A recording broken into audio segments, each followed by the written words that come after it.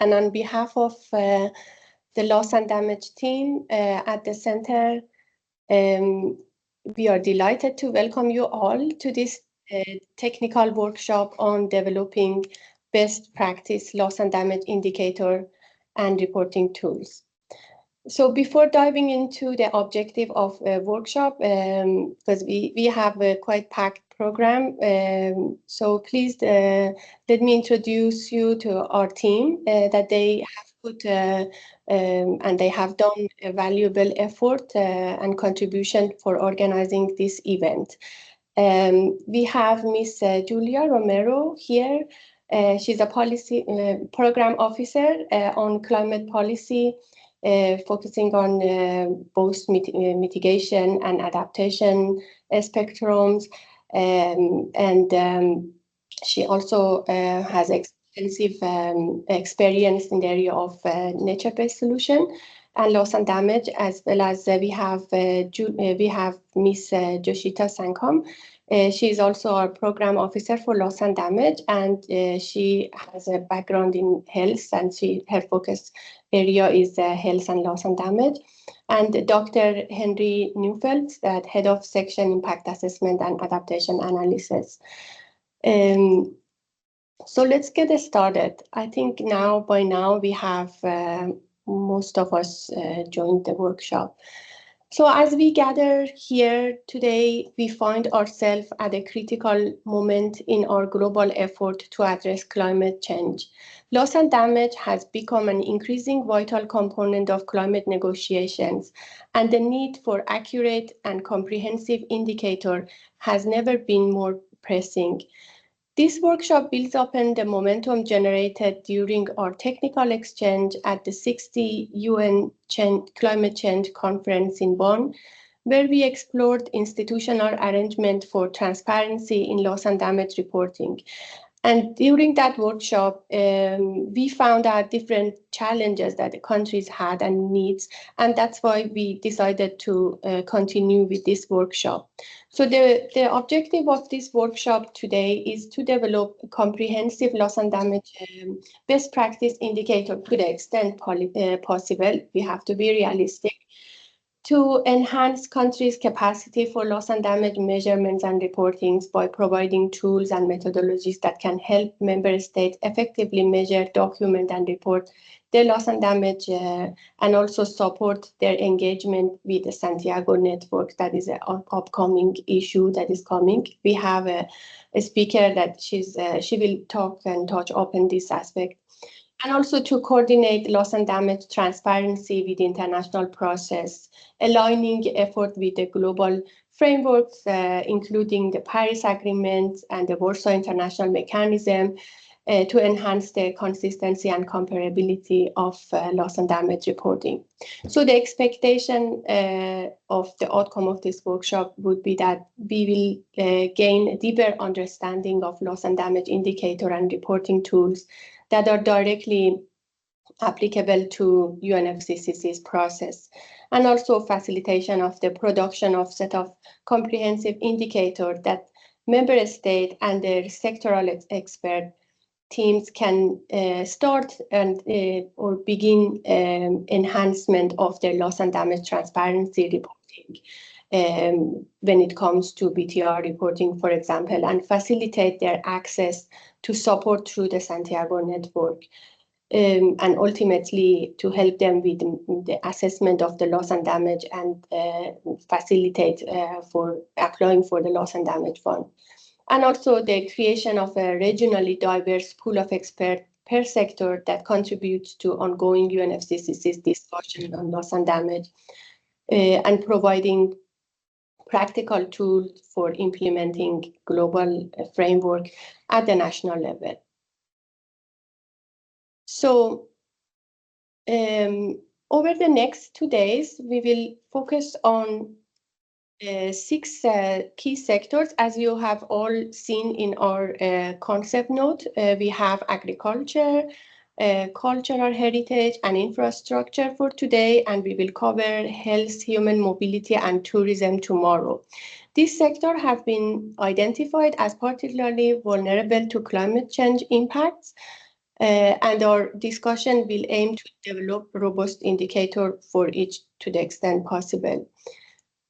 So just to show you, I'm sure you have seen also the agenda. As you see, we have a packed agenda ahead of us, featuring expert presentation, sector-specific breakout discussions, and then we continue with a group presentation and general discussion, and we will have a conclusion and remarks. We will have also a short virtual, we call it virtual coffee break, that just gives you time to refresh and come back for the discussion.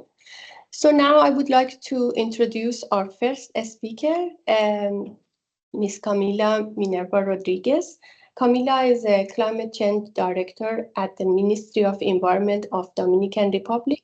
She's currently co-chair of the Executive Committee of the Warsaw International Mechanism of Loss and Damage, a member of the Advisory Board of Santiago Network, and Loss and Damage Coordinator for the Alliance of Small Island States. Camila, thanks for being here, and floor is yours. Fatema, for inviting me, and good morning or afternoon or evening to all colleagues, partners, and participants wherever you might be. It's really a great honor for me to address you all today and welcome you to this technical workshop on loss and damage indicators and reporting tools, a workshop that comes at a particularly useful time as the Warsaw International Mechanism heads towards a WIM review at COP29, where all eyes will be set on evaluating the progress of the work over the past few years, including through the establishment of the Santiago Network and the response to the calls for greater support on reporting on loss and damage. I want to extend my heartfelt gratitude to UNEP Copenhagen Climate Center for organizing this workshop and for their commitment to supporting countries in their efforts to avert, minimize, and address loss and damage. When we take a look back on the journey of loss and damage within the UNFCCC framework, we can see how it's been shaped by the voices and experiences of the most vulnerable countries. For our small island developing states in particular, the concept of loss and damage is not an abstract idea, but rather a lived reality. A reality marked by the lives, homes, and even entire communities. And from the early years of the UNFCCC, it was precisely these voices that advocated for the recognition of loss and damage as a critical pillar in climate negotiations. The establishment and the strengthening of the WIM has signaled a recognition by the global community adaptation alone is not sufficient, and that we must address the irreversible impacts that go beyond our capacity to adapt. I am very privileged to be serving as ExCom co-chair in a mechanism that has been a cornerstone in advancing understanding, coordination, and support for countries experiencing loss and damage. It has provided a platform for technical support, capacity building, and for the exchange of knowledge and experiences, enabling countries to strengthen their responses and engage more effectively within the broader UNFCCC processes. However, the work for averting, minimizing, and addressing loss and damage is far from complete. As the impacts of climate change intensify, there is an urgent need to ensure that loss and damages are fully integrated into national and international climate policies.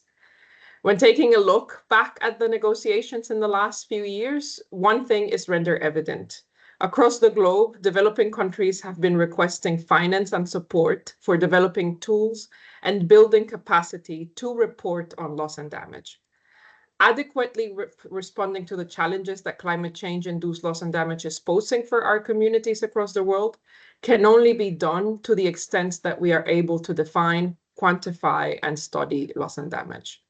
The development of comprehensive and accurate tools for reporting is essential for this integration and for effective policy design, as well as for engagement with actions and support initiative. In that sense, this workshop represents a great opportunity for enhancing our collective efforts to develop best practices and for supporting the work that is being currently undertaken in the WIM, both through the ExCom and the Santiago Network.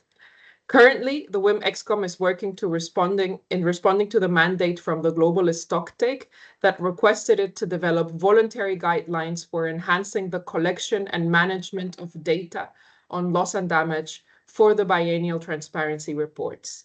This mandate is a pivotal step towards integrating loss and damage more effectively into international climate processes. The ExCom, the work being done during this workshop will complement the ongoing efforts of the ExCom to develop these voluntary guidelines. Coming out of ExCom 21, the focus that we have set for our guidelines is on providing a framework that builds on existing information and processes while offering practical recommendations that countries can adopt based on their specific contexts. This workshop's emphasis on refining indicators across sectors like agriculture, health, and cultural heritage will further develop layers of support to countries wishing to report on loss and damage by providing robust, actionable data points that countries can utilize in BTR reporting. Robust indicators are not just technical tools, they are means of telling the stories of those who suffer the impacts of climate change and a way to quantify and communicate the needs of vulnerable communities. And this ability to quantify and communicate will also support the work that is currently being undertaken to establish and action the Santiago Network. As the board and the interim secretariat of the Santiago Network are working to develop the guidelines and ways of working towards catalyzing technical assistance for developing countries that are particularly vulnerable to the impacts of climate change. And I love always having to use the wording that we have as negotiators. It makes for beautiful speeches. The work that the UNEP 3CCC is doing in developing tools and indicators can guide countries into better identifying and communicating technical assistance needs to make sure that we are building a network that is responsive to the actual needs of countries. This week in the Caribbean, where hurricanes Helene and Milton are breaking records of strength, speed, and rainfall accumulation at unprecedented rates, the urgent needs to advocate for increased resources, stronger institutional support, and innovative solutions that go beyond the traditional adaptation and mitigation frameworks are rendered evident.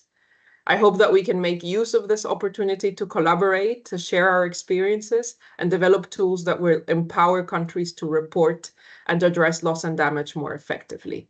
By doing so, we will not only enhance transparency and accountability, but also strengthen the global response to one of the most pressing challenges of our time. Thank you for your dedication, for your insights and your commitments to building a more resilient and just future.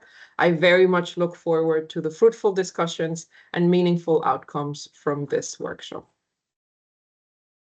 Thank you very much, Camilla, for those insightful updates and very great issues that you raised about developing a voluntary framing for reporting on the data. That is very important things. That is ongoing work. Different stakeholder has started doing that. Also the insight and updates from the Warsaw International Mechanism. So now we will move to our breakout sessions slowly, so which forms the core of our workshop today. So I would like to introduce you to our valuable moderators whom will be supporting the breakout group discussions today. So I will start with the cultural heritage breakout session moderator. We have Dr. Lily Salom Linegård.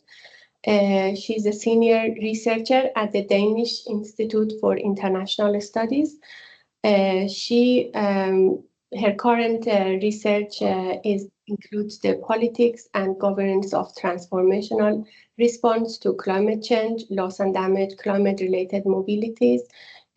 Also, she has extensive research background focusing on non-economic loss and damage indicators, as well as social cohesion, and also cultural heritage.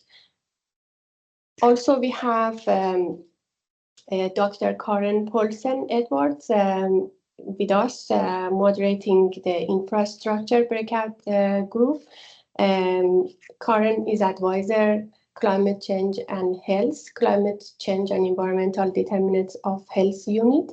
She has over 27 years of public health experience working at local, national, regional, and global level, and understands the issue faced by the health sector as well as the infrastructure, especially in the Caribbean seas.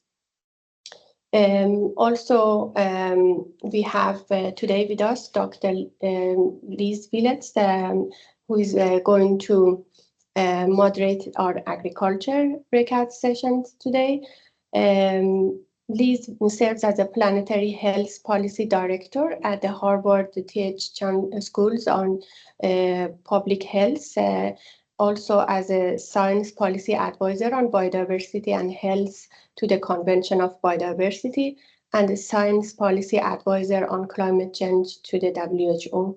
She's a member of the Earth Negotiations Bulletin, where she tracked the UN committees on world food security, among other multilateral environmental agreements. So in a moment, you will be assigned to your chosen breakout room. So the structure, I just wanted to give you some small housekeeping note. Of course, the moderator will also explain with you the structure while you will be assigned the group and you want to start the discussion. So the first 15 minutes, that's the time that the moderator will walk through the list of existing indicators that you have received from us and outline the discussion approach for you. And then the next 30 minutes will be allocated to an open floor discussion. And then the final 15 minutes will be on the ranking of indicator. But also we are flexible in the way that we trust the group and the discussion of the group, and you can focus on if something comes up that is more needed to focus on, so that would be also all right with us. I just wanted to let you know that we have decided that this workshop is a closed workshop, invitation only, in order for all of you to be able to speak freely and comfortably during the breakout sessions, provide your insight about the challenges and everything. We are going to record breakout session only for the sake of using it for our own report. We are not sharing it publicly. So please feel comfortable to share all your insight and opinion during the breakout session. So I encourage you all to participate actively, share your insight, and contribute to the development of this vital tool, because as Camilla also mentioned, this is a very important exercise and we have a long way ahead of us to come up with a comprehensive reporting tools and finding the best practice indicator, and your insights are quite valuable for us. So I will be joining breakout sessions together with my colleagues Joshita and Julia. So we will take track of time and also take notes. We will also send the reminder as we approach the end of each session. If you have any technical issue, please use the chat function to reach out to our support team. So I would like to just say good luck with your discussion, and we will reconvene in main session is about an hour. So thank you, everyone. So see you in the breakout sessions.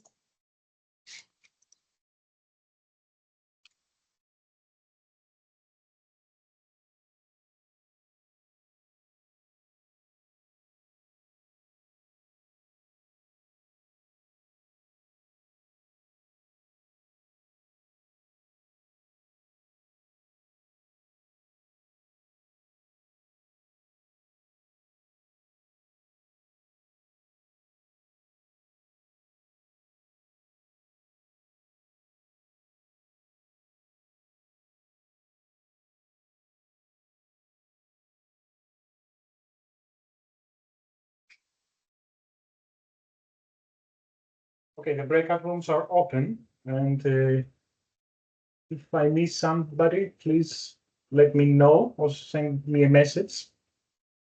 Yeah, Aris, the moderators are here. I think I will send you a message and you can assign them to their respective breakout rooms. Okay. Yeah.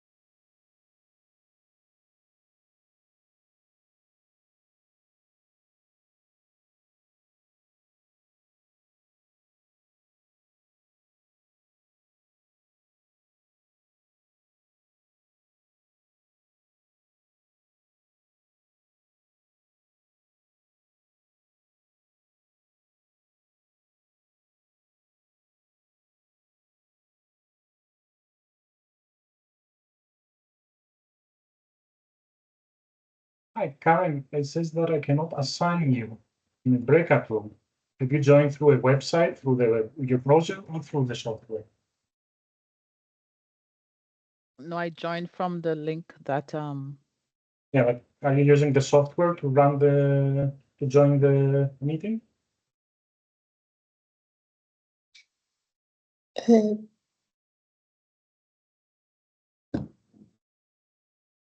no, you will be assigned to breakout rooms by Aris.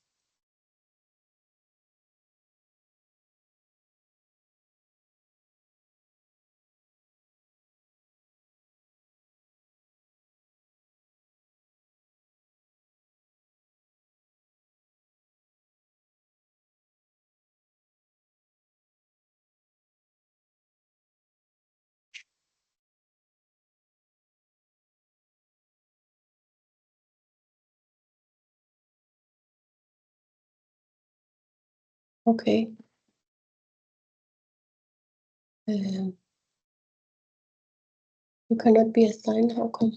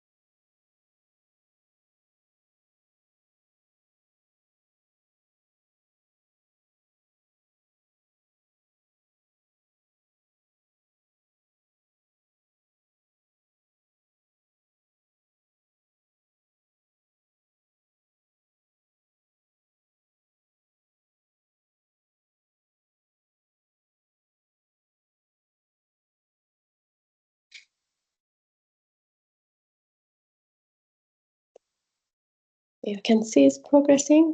We have only 17 left to assign.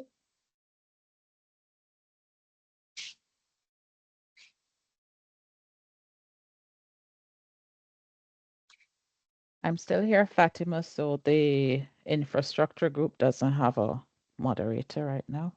Aris, yeah, I think Aris said he has some issue assigning you. He's trying. Yeah, Karen, something happened and the teams cannot accept you on the breakout room. I don't know. Have you?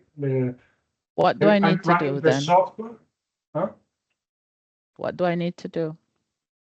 Can you try to log out and log in again? And Okay. at least run the Okay. software, not the browser version of the Teams. I don't use the browser. Okay, excellent. If you log out and log in again. Okay, I'll try that. Also, Fatima. please. Good morning. Can I be placed in the cultural heritage group, please? This is Yeah, Natalie Dietrich. Aris is doing it. Yes. If Thank you. Just a kind note for whoever is still in the plenary, we are not able to find your names in the registration. I don't know why. So that's why we just want to have a verbal conversation here. So if you can all just put in which sector, we will assign you there. Thank you.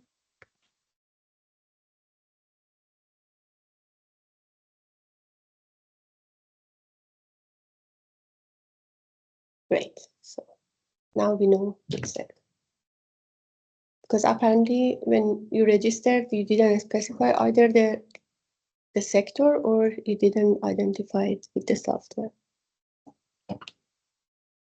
Okay, I'm back. Yes, Aris, would you try to see if Karen can go? Also, myself should go to agriculture.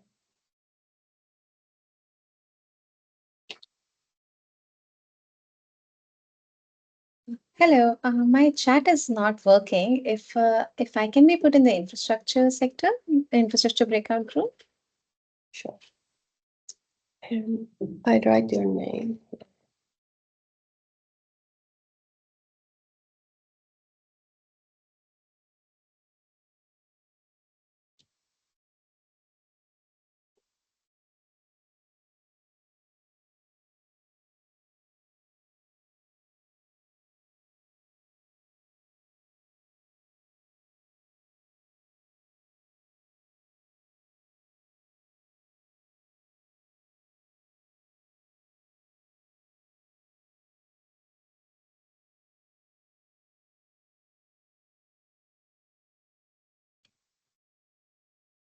Paris. Can you also move me to infrastructure? It's Julia here.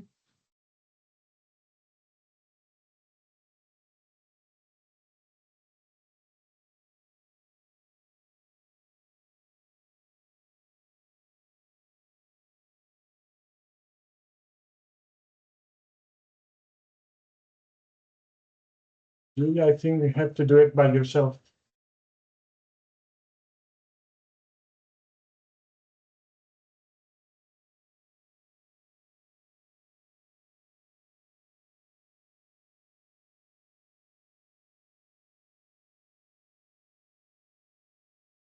Would it be helpful if I left and came back?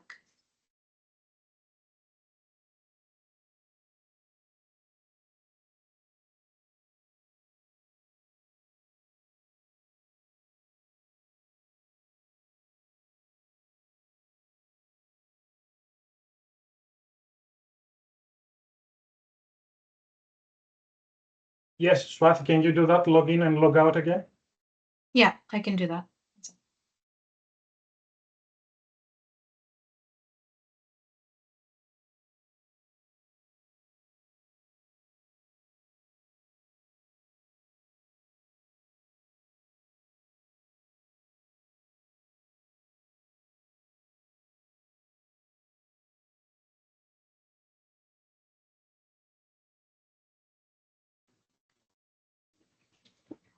Yes, can I please be moved to cultural heritage, please?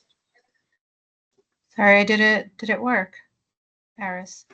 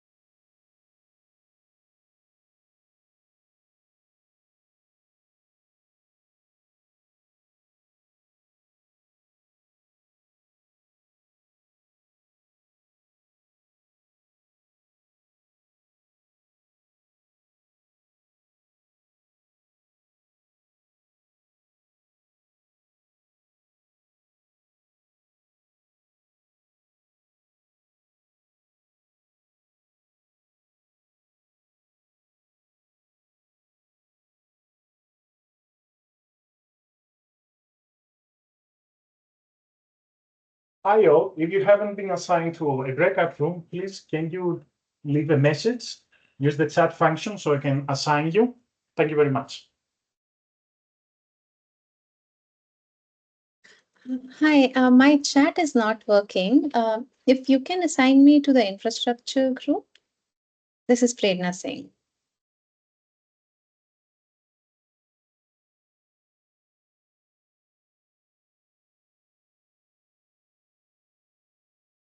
Prerna, I don't know what's going on, but it says here that I cannot assign you to a breakout room, and we faced that issue with other participants. Can you log out and log in again? Sure. I've logged out a couple of times. Aris, is my name showing up at all? This is Swati. Yeah. Okay. Yeah, where do you want to be assigned? In infrastructure, please. Me as well, Swati, please. Yeah, This is Swati, you Alvaro. have the same problem. I Okay, cannot what about- assign you. It's not able to assign me. Yeah, the same for you, Rojas. Or Alvaro, sorry. Yes, I have disconnected a few times already and jump in again. Not sure. Would you be able How- to resend the invite to this meeting to me and Rojas? Aris, It's not about the invite because the access link is the same for everybody. Sometimes it's about if you're using a business laptop, might be the policy of the company is blocking some features. Or if you're using the browser version of Teams, please try to use the software one, not the browser. I was on the software one and then I moved on to the browser one. Let me go back to the software one and the app itself and see if that works. Thank you. Yeah, please try again. I'll be waiting. Let me know. What about you, Alvaro? Yeah, I am not in the browser, and this is the second time that I just log out and join again using the Teams, the UN Teams. So I don't know. So maybe yes, I will. I don't have a link for this event. I joined directly to the group. Sorry. Iris, I'm back on my browser version. Has anything changed? Sorry, I mean, I'm back on the app. Sorry, Swati, sorry. It blocks me for giving you access to the breakout room. I don't know why. Okay. All right. I guess that means that I kind of just wait here for the group discussions. The other option that I would like to ask you is maybe if you use your phone to use the app from there, maybe? Yeah, that might work. Sadly, my phone died a couple of days ago and I'm waiting for my new one. I'm kind of stuck. Bad luck. It is bad luck. Okay, it's fine. I'm happy to just wait here and wait for the workshop to come back to the main room. Thanks. Okay, yeah, you're welcome.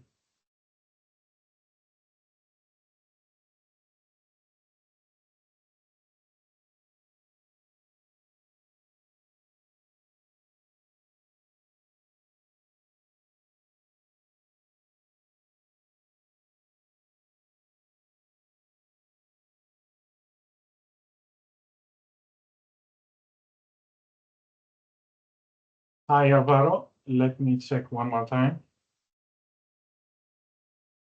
Thanks so much. Okay, yes, now I can do it. Which room you want? Infrastructure, please.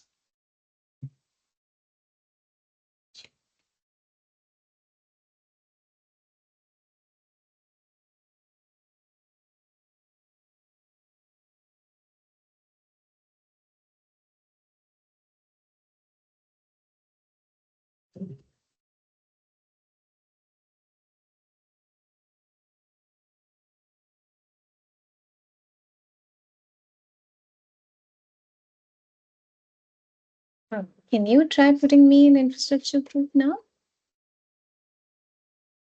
Yes. Well, Prerna, it says that I cannot assign you. I don't know why. Well, I can try. Prerna, I will put you in just 1 second. Yeah.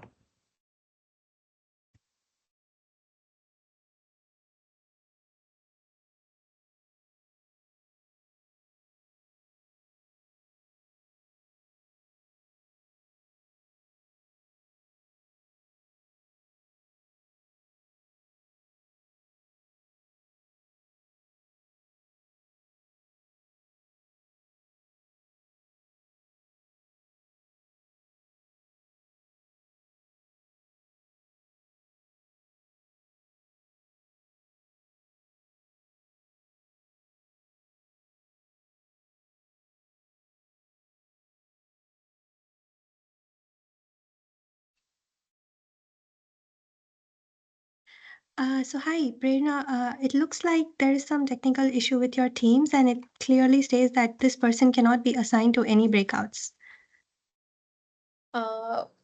Is it okay if I join in from Teams from another email? If it's not Yeah, sure. Okay, Sure. so let me get me to that. Try Okay. that. Yeah, can And, I actually get this Swati? invite? Yeah, can I get this invite sent to my personal email address and I can join in from that? Maybe that'll work. Okay. Okay, no, you can just do you already have the link? You can join from your personal email. I think the link was sent to my work email, so I'm unable to. I think if I click on it, it'll automatically ask me to. Okay. Okay, I can share the link with you here. Yeah, I'm just gonna type my personal email in chat. Sorry. Please do. Yes, and Prerna, let me try again. I have it, Joshita. Okay, Iris, sorry. Take the control back. Yeah, go ahead. No worries about the plenary.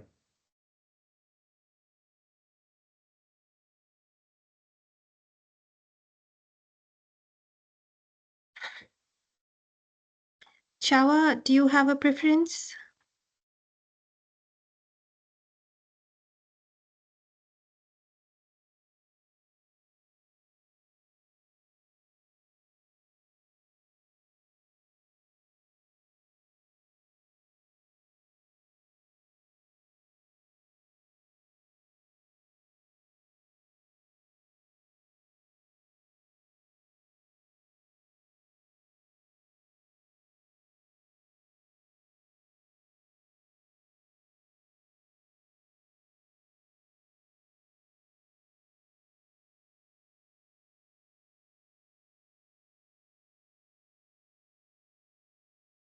So hi, Swati, you must be receiving a link now. Kindly check your email.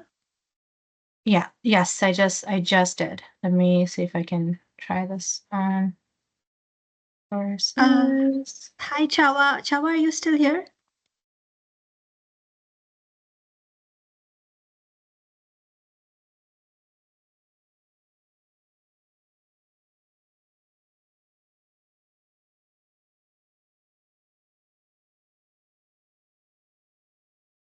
Okay. Yes.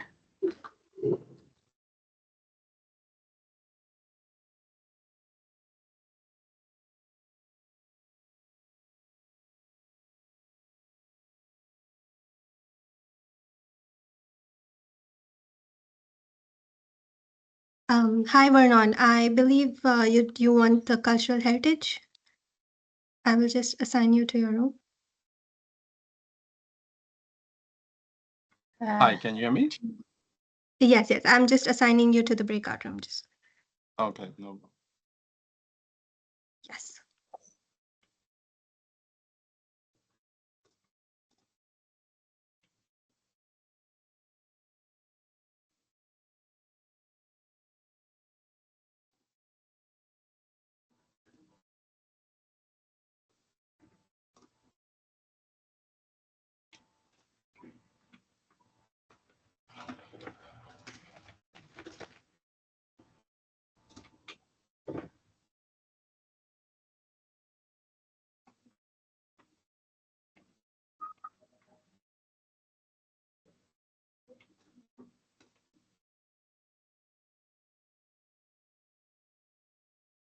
Yes, Swati. Now I can assign you.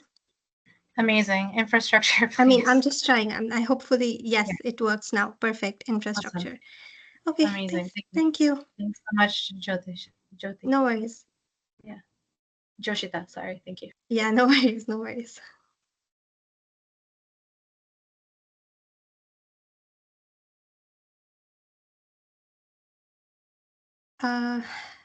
Okay, Iris, I guess everyone's assigned. Yeah, everything is fine at the moment. But I would still, yeah, please be here if possible. Yeah, I'll be here, okay? Thank you.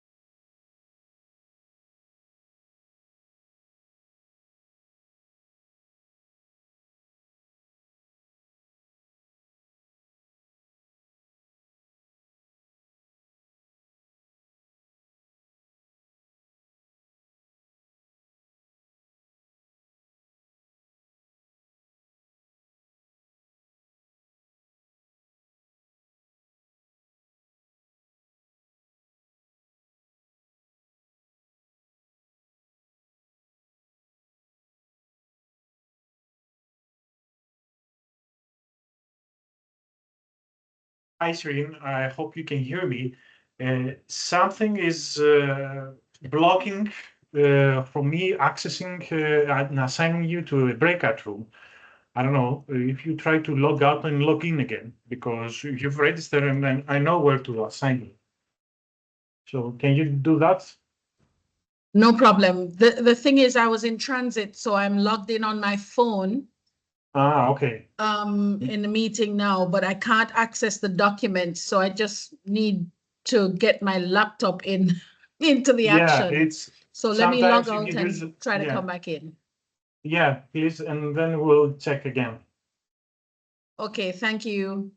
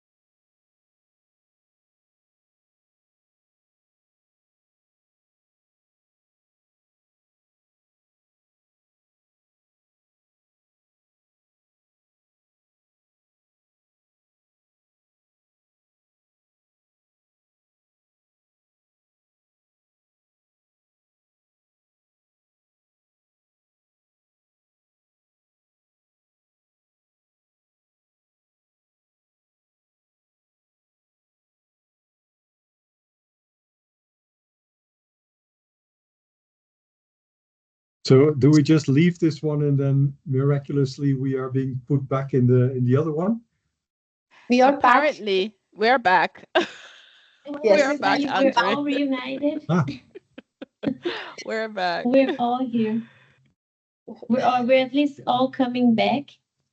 And this is actually the time for our 10-minute break.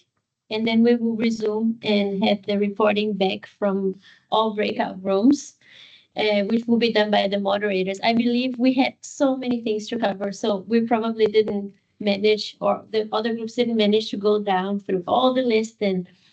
But this is perfectly fine. We knew from the beginning that this was an ambitious agenda in the beginning of a very important discussion. So take some time to have some coffee, have some water, and we'll be back in 10 minutes. Thank you.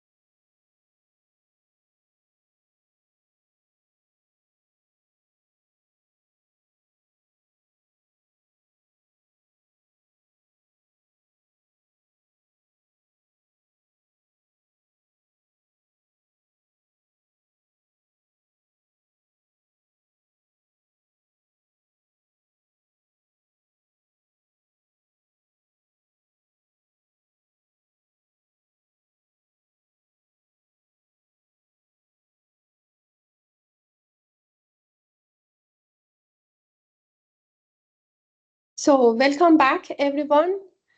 I hope you found the breakout sessions productive and insightful. So we're gonna slowly start, but please, I would like everyone, if it's possible, to turn on your camera that we can see each other, because now is the time that we want to have the second part, which is the group presentation by the moderators and a general discussion. So that would help us to get to know each other better, because that's the next step, to have some informal sectoral groups and continue our effort. Thank you. So now we are moving into the second part of the workshop. Over the next 35 minutes, we will hear from our 3 sector moderators about the key outcome and insight from their respective breakout groups. Each moderator will have about 10 minutes to present their finding. I just wanted to know, we know that the exercise and the agenda was a bit ambitious, but that was the start of this effort. As I said, there will be some follow-up sessions about it. We just wanted to cover as much as possible, so it's okay that we didn't go through all the indicators, but we have received quite good feedback. So first, we will hear from Elizabeth Willits on agriculture sector, and then we follow by Lily Elnegard on cultural heritage, and we finally focusing on the infrastructure sector by Karen. So floor is yours, Elizabeth. Hi again, everyone. So we really had a tremendous amount to consider in our discussion on agriculture, food production, food systems. First, in our discussion, we talked about scope, and there is a lot of area of neglected scope when it comes to agriculture, food production, and food systems, particularly when we're thinking about this topic in the context of UNEP. We then went through in sequence, the economic indicators, followed by a discussion on the non-economic indicators. And as we were looking at these sets of indicators, there were several, we had a detailed discussion on specific indicators, but we also heard comments on some overarching ways of categorizing indicators that I thought were interesting, and I just wanted to bring attention to those first. So we did have comments about thinking about these indicators in terms of kind of priorities. So how do we prioritize the indicators? And we had a couple of comments related to thinking about the immediate, emergent, acute impacts, and looking at those indicators first, followed by the medium term, and then some felt a lower priority would be the slow onset changes or the slow onset impacts. I'm not speaking for everyone, but that was one way of categorizing these indicators. A second way of categorizing was looking at a disaggregated view. This is somewhat similar to how the Sendai framework, the UN Disaster Risk Reduction Office, looks at the indicators by looking at household level, community level, national level, and making sure there's a framework for thinking about the indicators that looks like that. There was also this idea of that we just can't look at such an extensive list of indicators and get it right at the global level or to meet all national contexts. So one suggestion was also to create a universal set of indicators and then take a regional approach. And that regional approach could be structured on the priorities of the region. And that might take the economic priorities, it might take hazard priorities, might take ecosystem priorities, but it would provide a structure for creating indicators that could be viewed at the global level, the universal ones viewed at the regional levels, and then potentially create some flexibility for countries to build off from that. Then there was also some comments about this general idea that in order to actually measure and implement these indicators, you need they are dependent on the infrastructure, especially when we're talking about non-economic loss indicators. They require good infrastructure to even measure and report and gather data. So those were some overarching 4 different ways of categorizing the indicators. We had most of the discussion was on the terrestrial aspect of food production.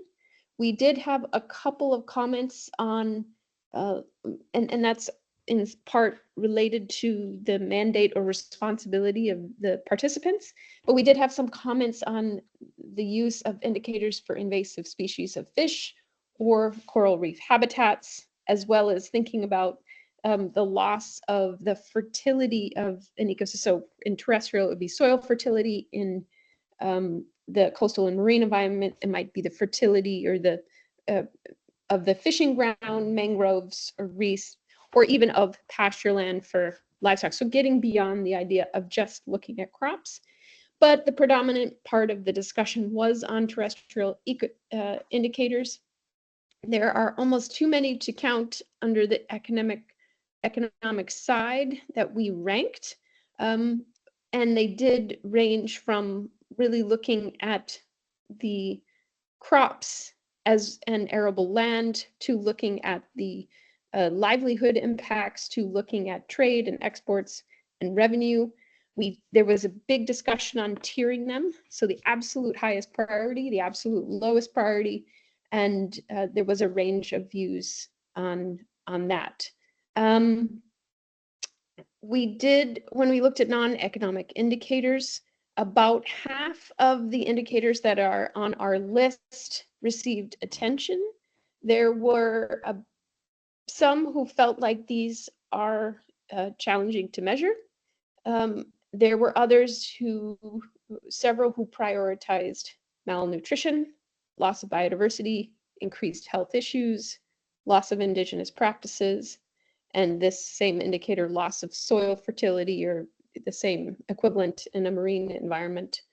In terms of, we did not hear too much in terms of missing indicators, but really looking at the structure for how to prioritize these and how to make them practical in a national setting.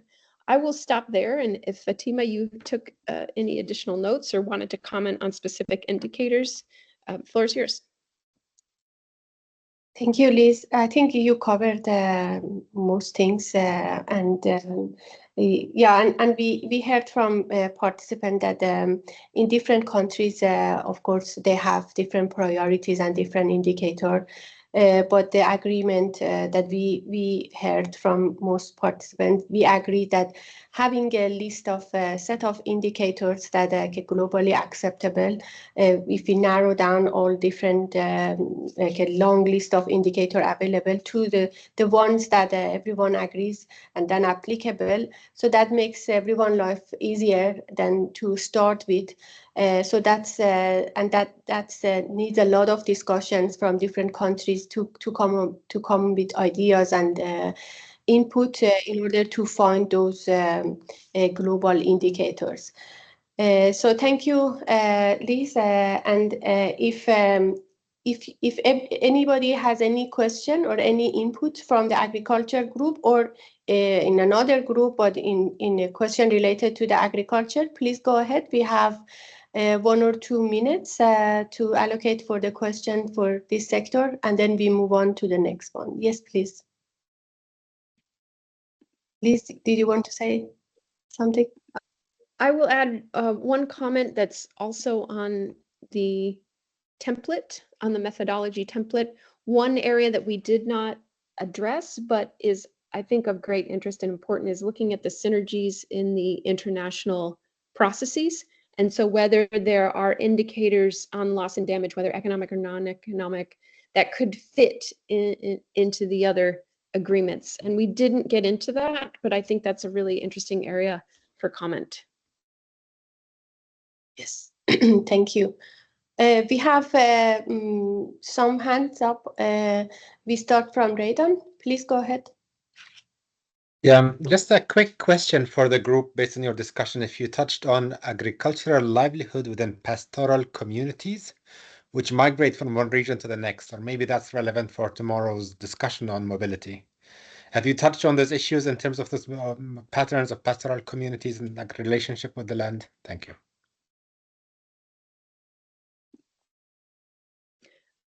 That did not come up. I'll make sure to note it. Yes, and we have Matthias. Please go ahead. I think one point which has not been mentioned by Liz was the some indicators are dependent of other indicators like the cascading effect, which will reduce also the number of indicators for reporting and make it less costly and more easy to monitor and to report on. Thanks so much for that point. So I don't see any more hands. So we move on to cultural heritage breakout session, and we can hear from Dr. Linegård. So if Lily, please, over to you. Thanks very much. All right, so our group had a thorough discussion, but we had a lot of the time we spent on kind of overall discussions of approaching indicators. We were looking at cultural heritage, and we talked a good bit about the challenges of developing indicators for that and the need for an open approach. And so a few kind of different aspects of that discussion that came up. So, the indicators will depend very much on the purpose. What are we trying to do with them? Are we trying to get a national overview, or are we, to what extent are we trying to understand very community-specific experiences of losses? Are we trying to use these to drive action? And even at that point, what kind of action are we trying to, quantify costs to prevent further loss, to respond or rebuild, to memorialize? These will require different kinds of information. And that will be extremely important to understand in order to identify the right kind of indicators. And then going on from that, then the issue, what knowledges would then be needed. We discussed a lot the need for different kinds of knowledge in understanding losses. So not only quantified measures, but qualitative kinds of information. And so this can, include stories. We also talked in terms of methodologies about as a participatory methods. And in addition, in terms of what kind of knowledge or information we can draw on, we also talked about linkages with other international processes going on, or kind of frameworks that would be relevant. So from the Sendai framework, some existing experience with different kinds of losses linked to extreme events and different kind of dimensions of losses. And apparently in the UNFCCC, there's a current discussion right now, workshop going on around adaptation in terms of cultural heritage, where they're also trying to develop something. And so there were also some more comments in the chat, but those are just a couple of examples. In terms of information, we also talked about the limitations of gathering information. There's, of course, a resource issue that kind of cultural sites are not always well funded. And that makes it difficult, perhaps, in addition to even managing to keep these sites running, then to develop additional kind of reporting on them might be difficult. And that's in addition to kind of methodological issues of what kind of knowledge do we need. And if we are looking at things like participatory reporting, the challenges of rolling that out on larger scales would, of course, be an issue. All right. I also wrote down, and this is a more overarching issue, but a very kind of not only having an open approach to indicators, but also to cultural heritage. So we talked about many different aspects of cultural heritage. And this is linked to, so this is also when approaching the indicators, this issue that, a lot of the indicators that already exist, they're tied to cultural sites. And cultural sites, they can be, and this was especially for economic losses, they can both be kind of very kind of cultural sites as in maybe structures, but they can also be environmental areas and sites. So just to say there is already some diversity, but it'll also be relevant to kind of look beyond that. Now, going into this need for an open approach, and you can hear this was a very big part of our discussion today. Some comments on that. There was the kind of sense that we would need something that was actually rather non-exhaustive because in order to capture the diversity of losses. There's also the linkages between economic and non-economic. That didn't always come out clearly in the existing indicators, so would be an area to further develop.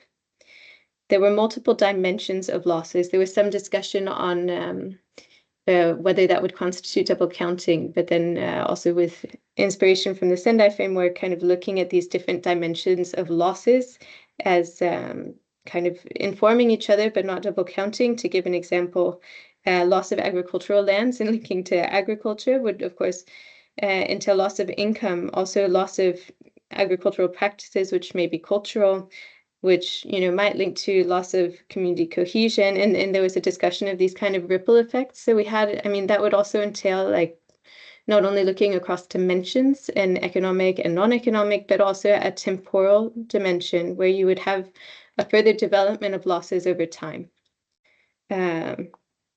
So those were some of the overall kind of discussions that we had. And we spent a good bit of time on those because I think for the participants in the group, these questions were very much necessary in order to get into a discussion of the detailed indicators. Now, we did get into a bit more discussion of some indicators and added a few that would be relevant, but I think to kind of get to the indicators themselves, then some of these questions would have to be addressed first. So, taking that step back and trying to understand what these would be used for and how we need to understand what the indicators are used for, and also the fact that, you become very good at measuring what it is you're, identifying as an indicator and what that means for the response going forward, and that necessitating then a kind of open response that would allow different kinds of losses to come up that maybe otherwise would not be able to with a more kind of closed approach to indicators. We looked a bit at, only briefly, at the reporting template.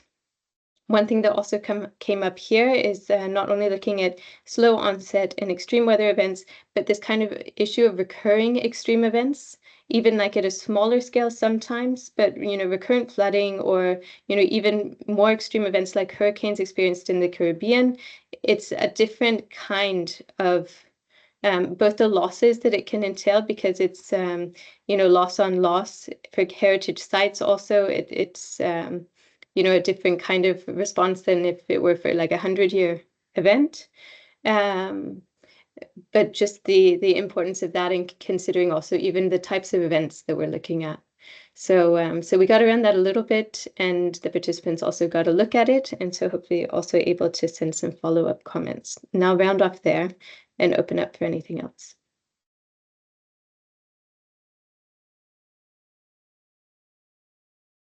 Thank you very much, Lily. If you have any reflection on the cultural heritage findings, please go ahead. I'd like to make a comment. I had in the chat placed a comment regarding the loss of a community-based hotel recently, which had significant implications for national identity, and particularly for Caribbean peoples, a loss of tangible and intangible examples of origins of heritage, cohesion, pride and place, traditional knowledge, productivity, social and political agency, and an historic record of development. Now, you would not think that the economic loss would be, that the loss would be so impactful if it's just a hotel, because you tend to think of that in the economic sense. But in this region, in the Caribbean, these structures go well beyond the physical. And I think that, this, while you may have non-economic indicators, and some of these are fair, the reverberation through the community and the loss of identity really does matter. So I just wanted to make that point. Thank you very much for the very important insight. Any more reflections? Please go ahead and talk, because I don't see any hands up. Okay, I think we should move to our last breakout sessions. Thank you very much, Lily. So Karen, please go ahead. Floor is yours. Thank you very much, Fatima. So our group looked at infrastructure in relation to health, water, sanitation, and education sectors. Very rich discussion. We had so much that it was difficult to unpack in such a short time. But just as a quick overview from a general standpoint with respect to the indicators, there are some suggestions to possibly cluster the indicators, to have loss, costs, whatever it is, together, and also to look at them in terms of possibly linking. There's some of them that were seen as linked, could be easy to link them. So to just link instead of having them separated out. And then in terms of ranking and prioritization, it was dependent on the sector. The thought was that if somebody from the health sector was looking at a particular indicator, it would have a different ranking from someone looking from the water, sanitation, or education sector. So the suggestion for a more structured approach for ranking the indicators and also looking at in terms of at the different levels at which the indicators are measured, because that then determines how persons see it as priority. There was also a very rich discussion around whether or not some of these indicators should really be under infrastructure or under another sector. So I think tomorrow you'll have a very rich discussion continuing, especially with the health sector, whether, because we had, for example, indicators like mental health, or health risk, whether those really should be under infrastructure or considered under health. But also looking at the fact that there is possibly some interconnectivity between some of them, and so that has to be taken into account. And in terms of measuring indicators, the suggestion to measure at different levels, not just at the global level, but also at the community, local levels, including possibly at individual levels, because then it has implications for how funding is allocated at the end of the day. So it may come in for a country overall, but may not filter down to community or individual levels because those indicators were not measured, and so the data is not presented.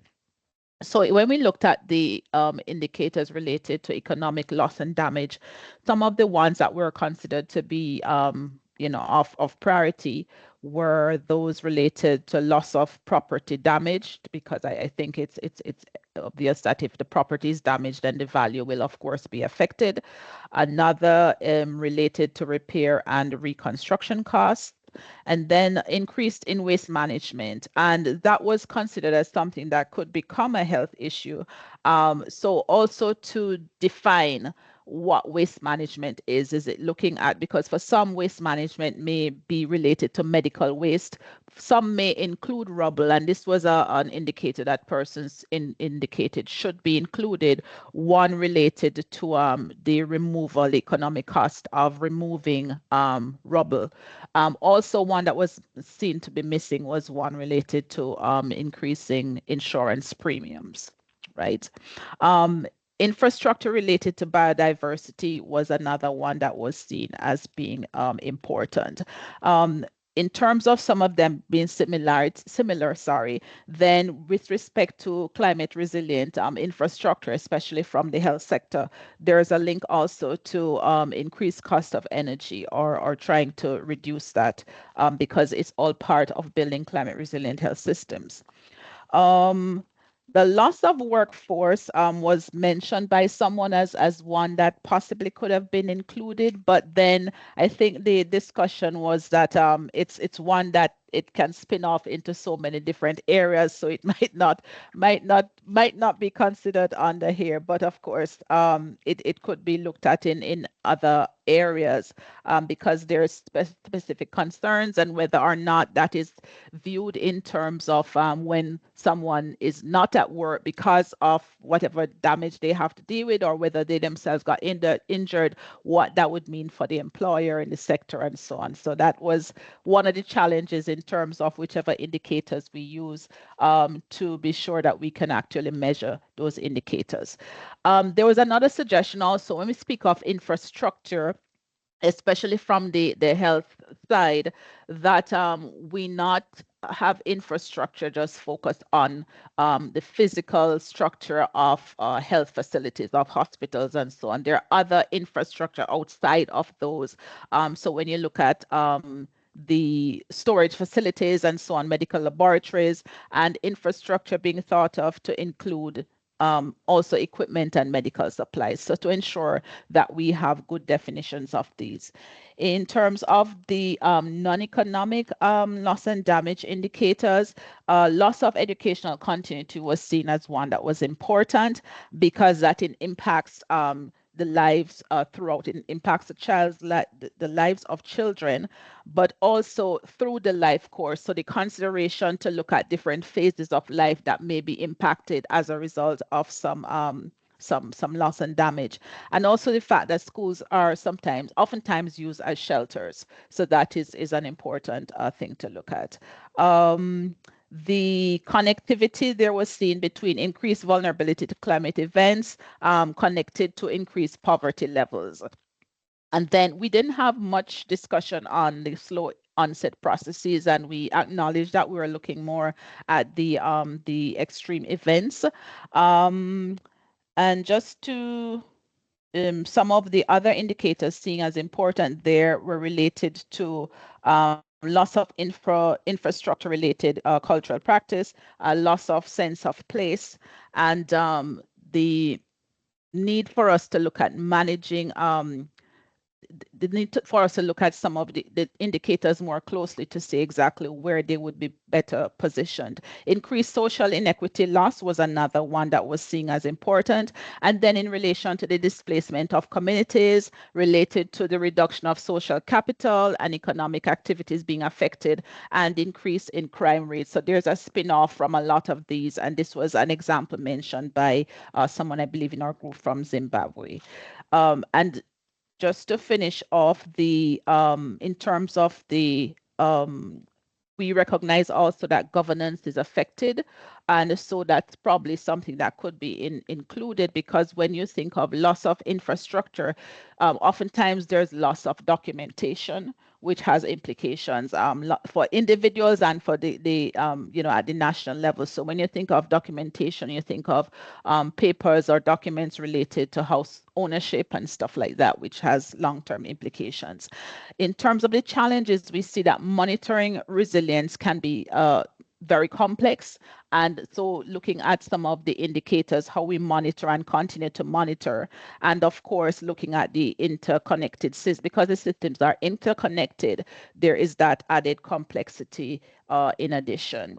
Looking at who do we involve and how in terms of developing indicators, the suggestion to identify which indicators are more important to whichever group you're having a discussion with. And if they're included from the beginning, whichever stakeholders we're looking at, included from the beginning in terms of looking at the indicators and then linking them to specific actions, then it's easier for persons to see the benefit to them of measuring these particular indicators. And the inclusion of community groups.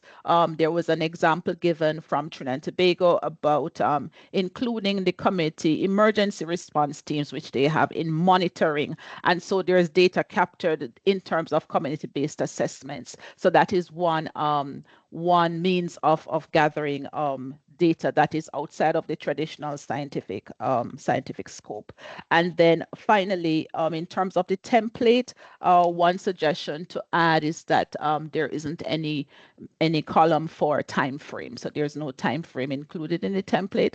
So that's the suggestion. So I think that in a nutshell is what our group discussed. I'm sure I missed a lot because there was a lot in the chat and in the discussion. And if there was anything major, others can add. Thank you. Thank you very much for the excellent feedback and findings. These are all very valuable for us. So I would like to invite everyone, if you have any reflections to what Karen listed for us, please go ahead. We still have time. I think we have 5 minutes to have discussions and question and answer before moving out to the conclusion.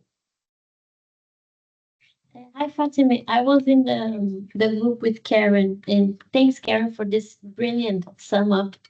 I don't think you left too many things out. Of course, it's hard to keep track of the chat, but thank you so much.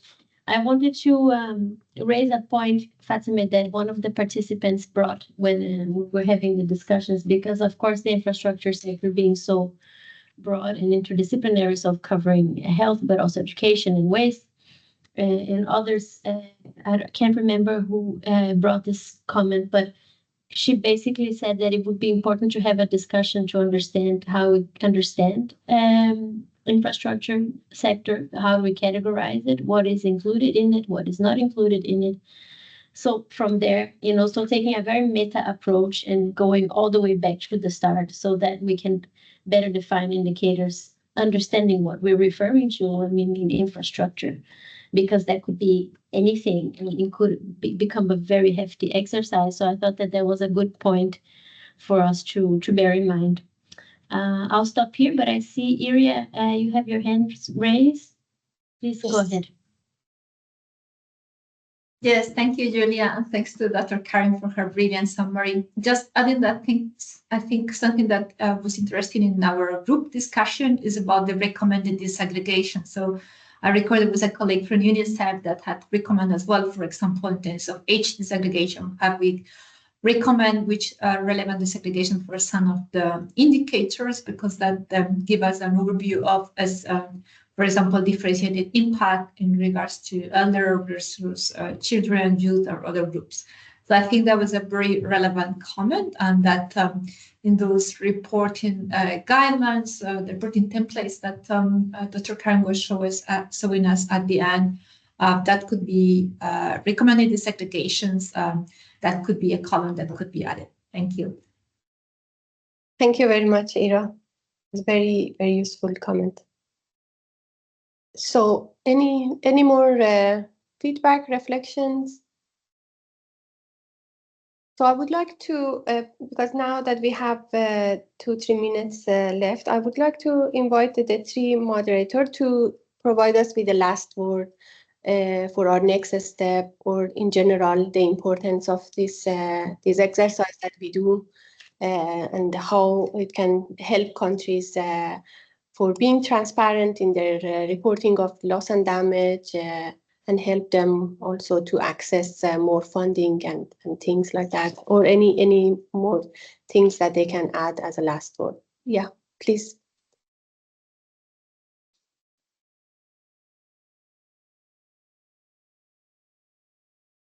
Yes, we can start. I think you're muted, Karen, if you wanted to say something.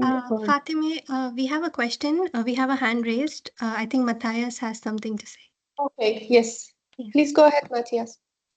Yeah, I agree with the speaker from before, because in one sense, infrastructure, it's one part of each of the sectors, regardless if it's also agriculture, commerce, transport, communication, and it should not be somehow separated, because when we are taking out the infrastructure from a PDNA point of view, all the damages are out of it. And there is only the economical losses which are left into the scope. and therefore the damages are as a complete part of the damage and losses for each of the sectors, and should not be separated as in your approach or during this exercise. Thank you very much, Matthias. We will take note of that. Thank you. Yes, please, Liz. Thanks. I think you asked for moderator final word. Yes. So I thank you for having me, and thank you for having this discussion. I think this is a really timely opportunity to have a look at food systems in a way that builds on UNEP's capacity. And traditionally under the UNFCCC, we have not had this kind of focus from this kind of agency. And there's such a real opportunity in food production and food systems to maybe not completely get it right, because it is quite complicated. It's going to take a lot of work, but get it better.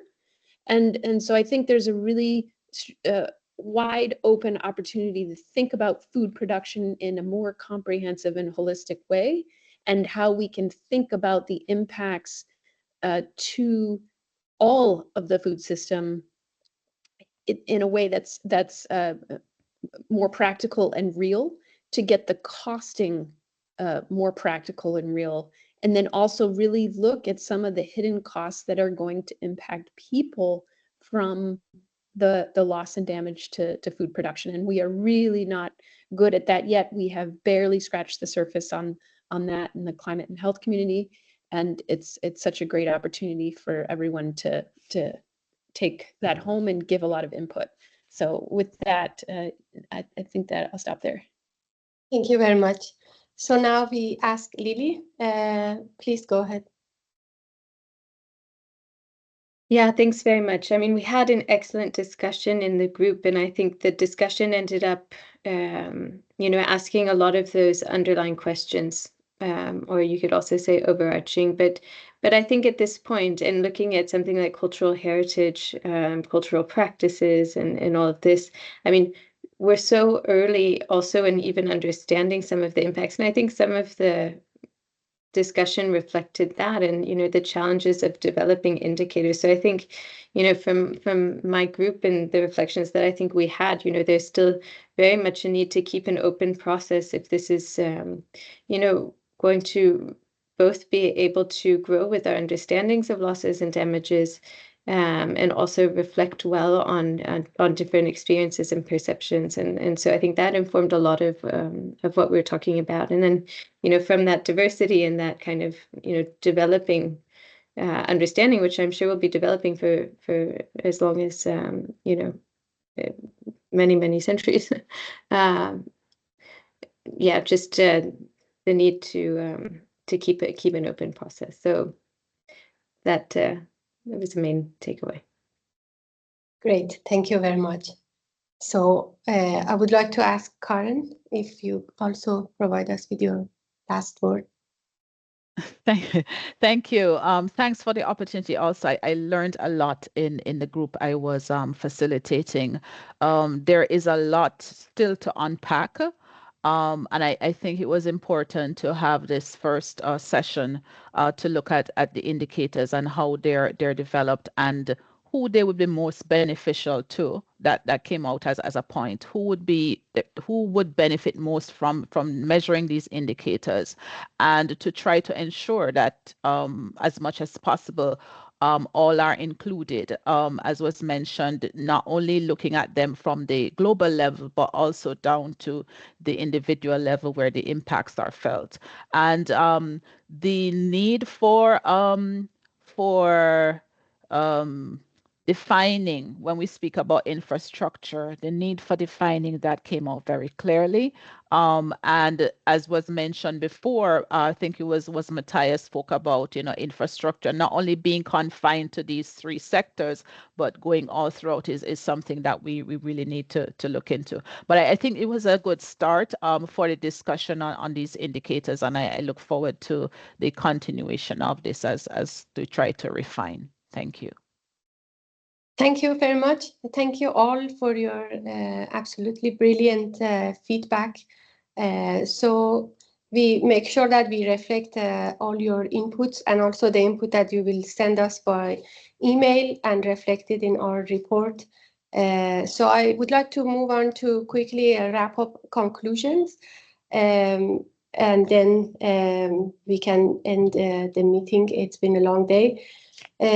So for the key insights, as we all agreed, so that's just that's not a one-off process. So we have a lot of things to discuss, both from the economic and non-economic loss and damage metrics perspective.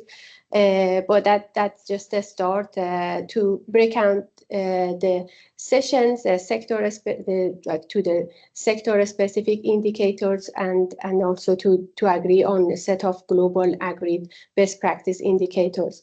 Also related to the methodological advancement, some points came out as innovative approaches for data collection and analysis should be explored, including, for example, remote sensing, AI, digital archiving, big data analysis, and the need for standardized methodologies to ensure comparability across the regions and sectors was emphasized.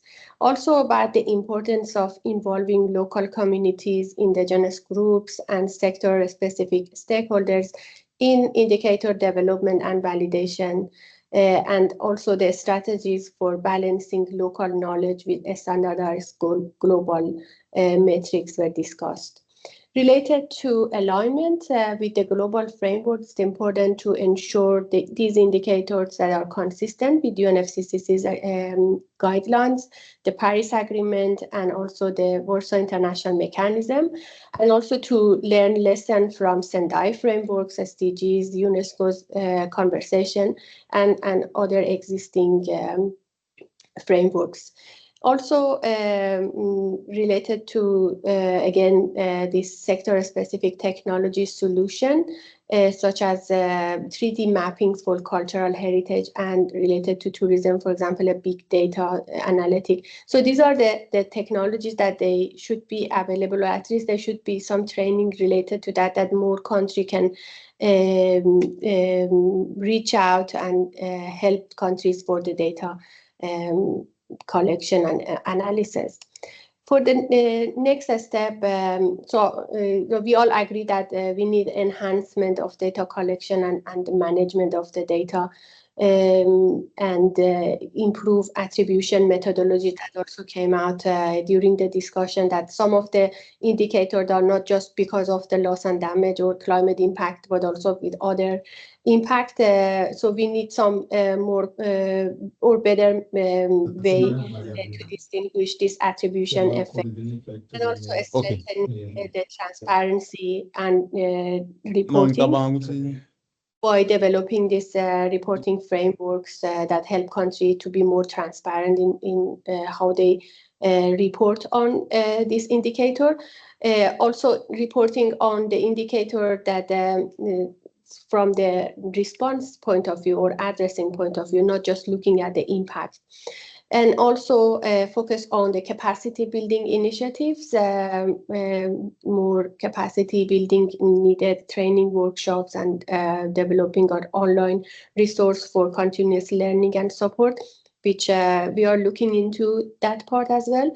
Deepen collaboration and knowledge sharing. That is very important because different countries, they have different level of knowledge and assessment, and they have developed different way of